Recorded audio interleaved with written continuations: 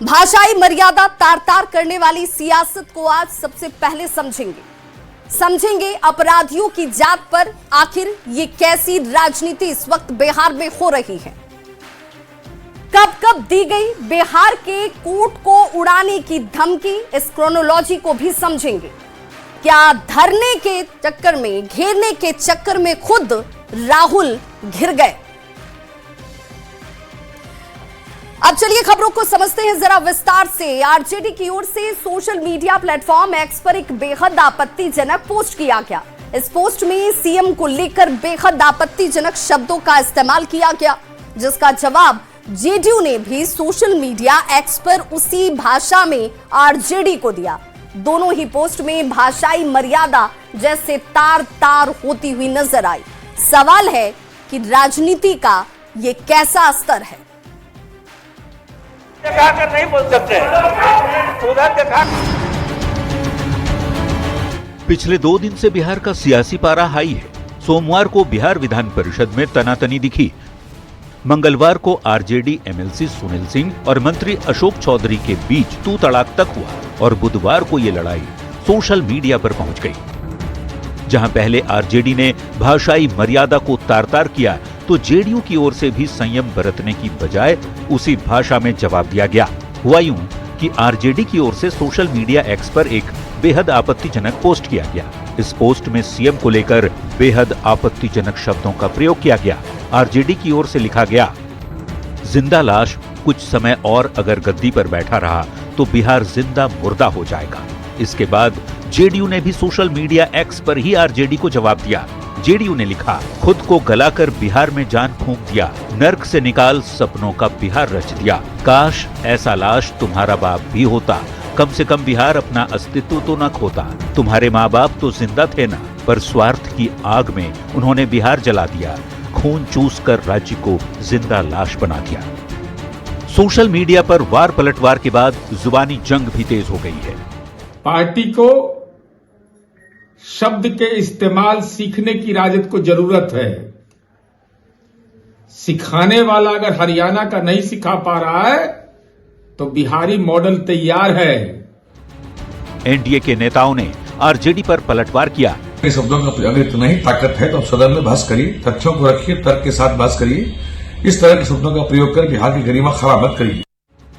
तो कांग्रेस के नेता आरजेडी के समर्थन में उतर आए। इससे वाहियात घटिया सरकार बिहार ने इससे पहले नहीं देखी। सवाल है कि बिहार में ये कैसी राजनीति हो रही है और अपने आचरण, भाषा और बोली से बिहार के नेता आम जन को क्या संदेश दे रहे हैं। न्यूज 18 के लिए पटना से आनंद अमृतराज, शैलेंद्र कुमार और रवि एस नारायण के साथ ब्यूरो रिपोर्ट। तो पोस्ट पर मर्यादा तार तार होती नजर आई और भाषाई मर्यादा जिस स्तर पर पहुंच गई, उसने कई सवालों को खड़ा कर दिया कि आखिर हमारे माननीय कैसी भाषा का इस्तेमाल कर रहे हैं। मर्यादा तार तार करने वाली इसी सियासत को जरा समझते हैं कि किस तरीके से ये सियासत हो रही है। बिहार विधानमंडल का बजट सत्र चल रहा है, जिसकी वजह से बिहार का राजनीतिक तापमान इस वक्त चढ़ा हुआ है और बिहार के इसी राजनीतिक तापमान के चढ़े होने वाली स्थिति में देखिए 10 फरवरी को क्या हुआ। आरजेडी एमएलसी सुनील सिंह और मंत्री अशोक चौधरी में विधान परिषद में तू मैं हो जाती है, तू तड़ाक वाली नौबत आ जाती है। वहीं 11 फरवरी को आरजेडी और जेडीयू दोनों ने सोशल मीडिया एक्स पर पोस्ट किया। पहले आरजेडी ने पोस्ट किया। इस पोस्ट में सीएम को लेकर बेहद आपत्तिजनक शब्दों का प्रयोग किया गया, जिसका जवाब जेडीयू ने भी सोशल मीडिया एक्स पर उसी भाषा में दिया। अब दोनों ओर से क्या क्या लिखा गया वो भी समझते हैं। आरजेडी ने अपने पोस्ट में लिखा, जिंदा लाश कुछ समय और अगर गद्दी पर बैठा रहा तो बिहार जिंदा मुर्दा हो जाएगा। जिसका जवाब देते हुए जेडीयू ने लिखा कि खुद को गलाकर बिहार में जान फूंक दिया, नर्क से निकाल सपनों का बिहार रच दिया। काश ऐसा लाश तुम्हारा बाप भी होता, कम से कम बिहार अपना अस्तित्व तो न खोता। तुम्हारे माँ बाप तो जिंदा थे ना, पर स्वार्थ की आग में उन्होंने बिहार जला दिया, खून चूस कर राज्य को जिंदा लाश बना दिया। सवालों के जरिए खबर को समझते हैं कि आखिर ये सवाल जो जन खड़े हुए, राजनीति की आखिर ये कैसी भाषा है। जिस भाषा का इस्तेमाल माननीय कर रहे हैं, राजनीति का स्तर क्यों गिराया जा रहा है, ये भी एक बड़ा सवाल है। ये ऐसी भाषा आखिर क्या संदेश दे रहे हैं हमारे नेता? जनता इसलिए नेताओं को क्या चुनती है?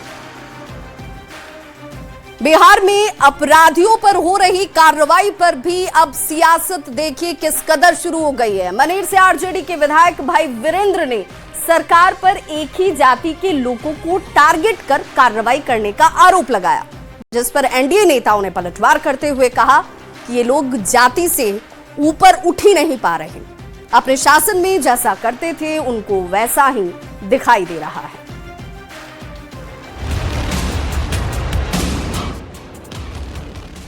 पटना का गायघाट गंगा घाट का इलाका बुधवार को गोलियों की तड़तड़ाहट से गूंज उठा और जब गोली चलनी बंद हुई तो जमीन पर पड़ा था कुख्यात अपराधी राजीव राय उर्फ सूर्या। सूर्या नाव चलाने वालों से रंगदारी मांगने आया था, लेकिन पुलिस के साथ एनकाउंटर के दौरान पैर में गोली लगी और वो सीधे एनएमसीएच के बेड पर पहुंच गया। पुलिस पर बार बार आरोप लगता है कि वो अपराधियों पर कार्रवाई नहीं करती, लेकिन जब कार्रवाई तेज हुई तो साथ में तेज हो गई एक दूसरे तरह की सियासत, और वो है जाति की। जाति के आधार पर यहाँ संरक्षण दिए जाते हैं। मनेर से आरजेडी के विधायक भाई वीरेंद्र ने सरकार पर एक ही जाति के लोगों को टारगेट कर कार्रवाई करने का आरोप लगा दिया। हर जाति में अपराधी है, तो केवल एक जाति के अपराधी को ही क्यों गोली मारी जा रही है, ये पूछना चाहते हैं सरकार से। भाई वीरेंद्र के आरोप पर एनडीए नेताओं ने तुरंत पलटवार किया और कहा, मुद्दा विहीन विपक्ष कुछ न कुछ आरोप तो लगाएगा ही। जनता ने विधानसभा चुनाव में पूरी जमीन उनकी छीन ली, तो बौखलाहट में कुछ भी बोल रहे हैं। जेडीयू के श्याम रजक ने कहा, जिन लोगों ने जिंदगी भर जाति की राजनीति की वो आज भी उससे ऊपर नहीं उठ पा रहे। जाति की बात जो लोग करते हैं वो जाति से आज तक उबर नहीं पाए, इसीलिए वो सबसे नीचे हैं। सवाल है कि अपराधियों की जात पर यह कैसी राजनीति? न्यूज 18 के लिए पटना से आनंद अमृतराज, शैलेंद्र कुमार और रवि एस नारायण के साथ ब्यूरो रिपोर्ट।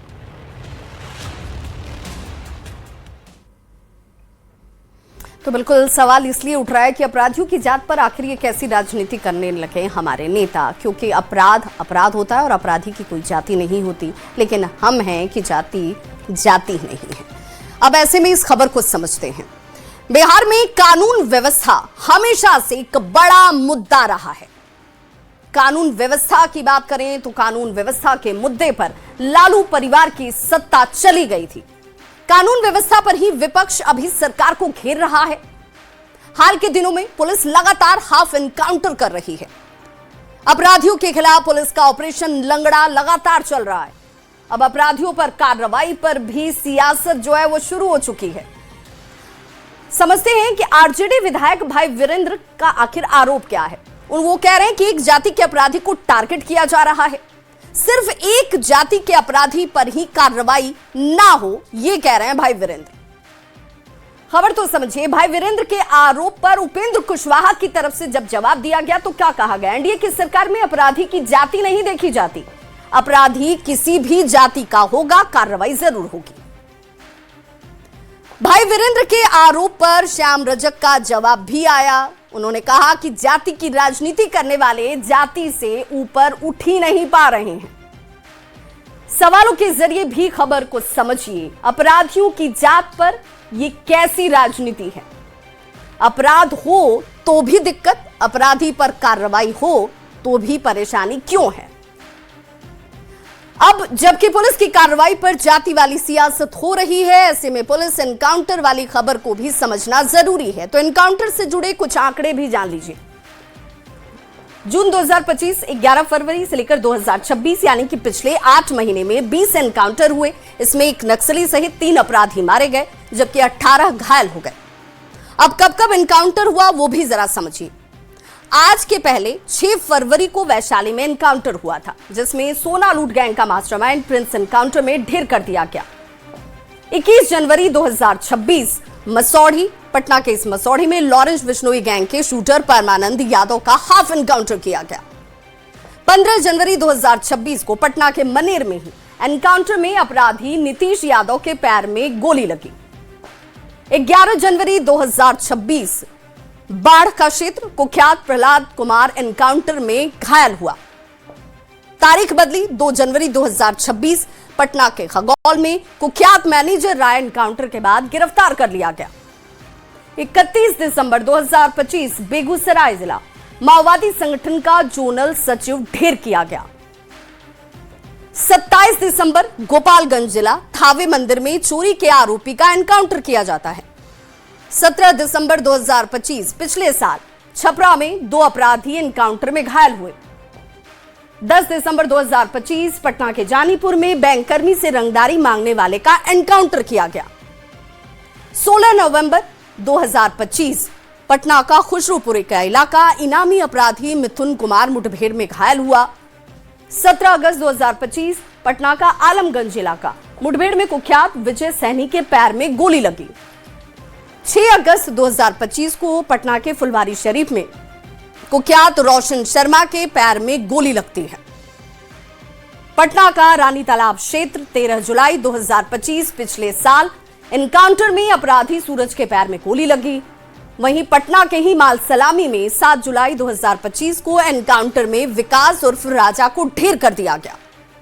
पटना के ही जेपी गंगा पथ पर 25 जून 2025 को वांटेड राजा एसटीएफ के साथ एनकाउंटर में घायल हो गया।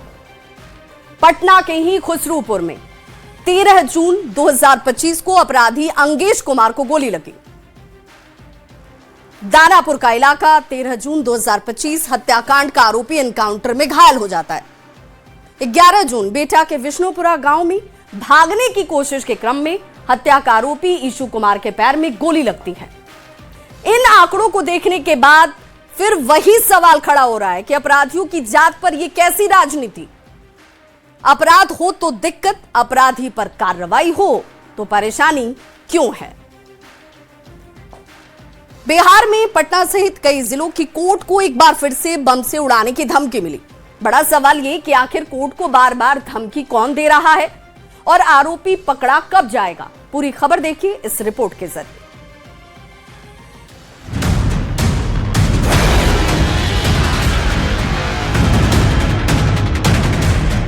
पटना का सिविल कोर्ट, गेट के बाहर जुटे वकील, अलर्ट मोड में पुलिस और कोर्ट कैंपस में हर एक जगह की सघनता से ली जा रही तलाशी।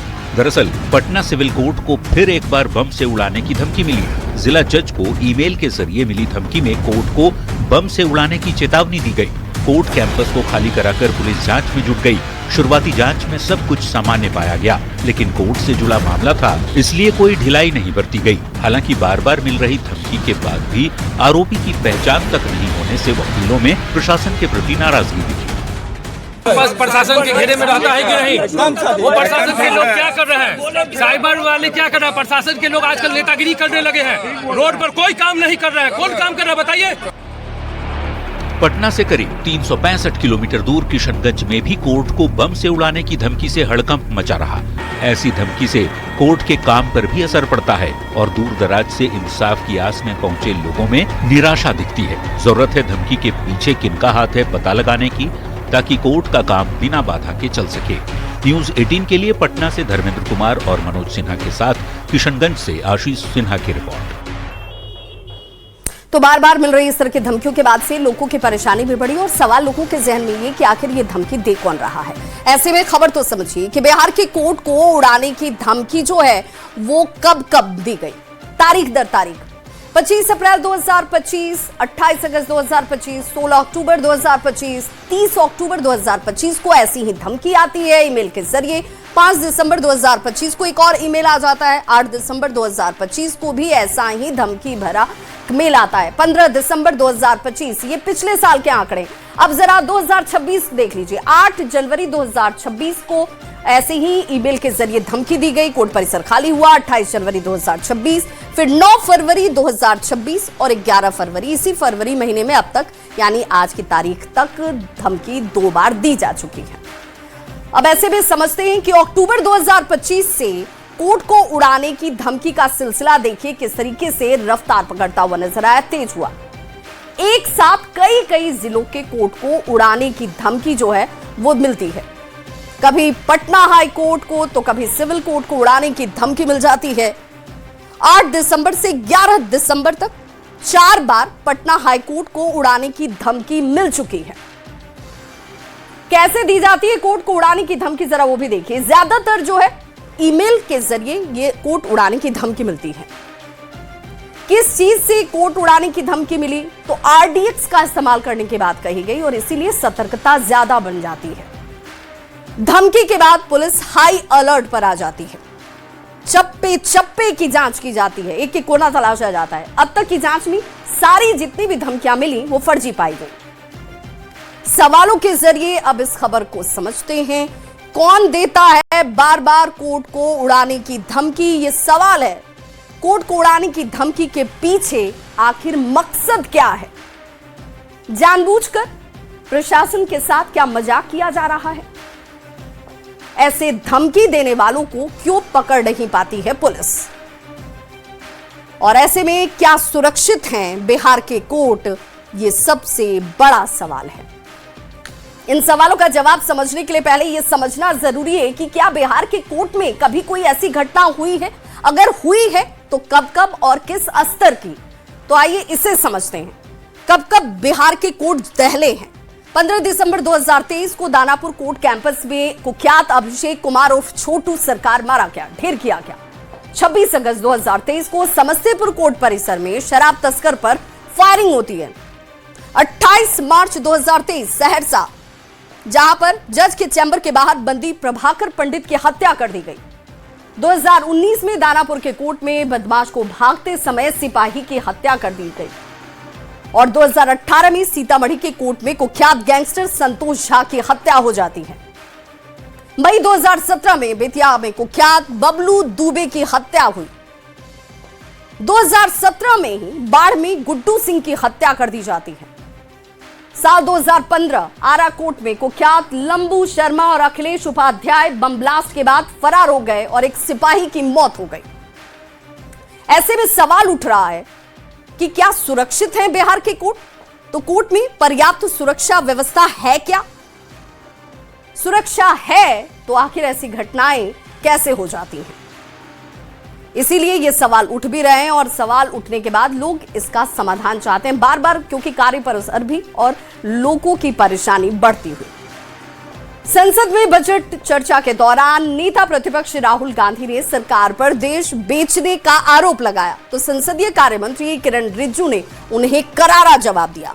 सवाल है कि क्या कांग्रेस अपनी पुरानी गलती को दोहरा रही है? यह सवाल इसलिए क्योंकि राहुल गांधी ने लोकसभा में देश को बेच दिया और सरेंडर कर दिया जैसे बड़े बड़े आरोप लगाए। इसके बाद भारतीय जनता पार्टी ने भी चौतरफा मोर्चा खोल दिया और बात मनमोहन सिंह सरकार से लेकर इंदिरा सरकार और पंडित नेहरू के दौर तक पहुंच गई।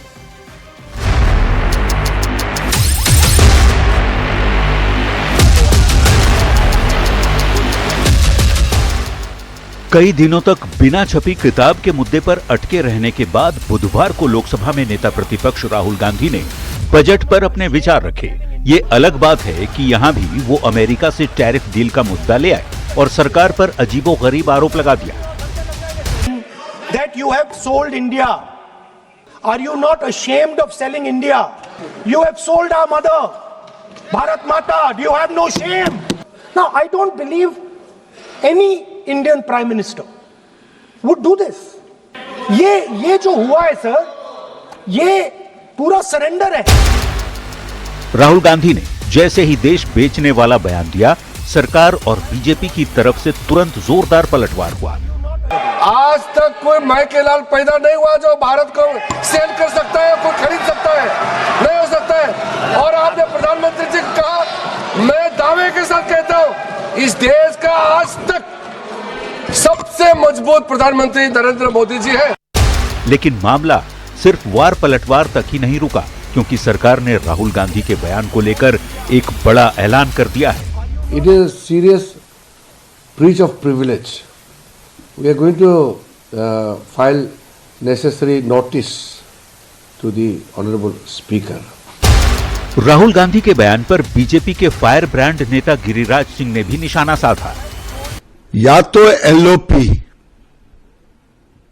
को ज्ञान नहीं है या झूठ बोलने का ठेका ले लिया है। वहीं जेडीयू नेता और केंद्रीय मंत्री ललन सिंह ने लोकसभा में नेता विपक्ष राहुल गांधी के बयान पर कहा कि केंद्र सरकार किसी के दबाव में काम नहीं करती। भारत माता का मान सम्मान पूरे विश्व में बढ़ाने का काम किया है। अब सवाल है, क्या देश बेचने वाला आरोप लगाकर राहुल गांधी ने एक बार फिर देश के मूड के खिलाफ बयान दे दिया है? Bureau report, news 18।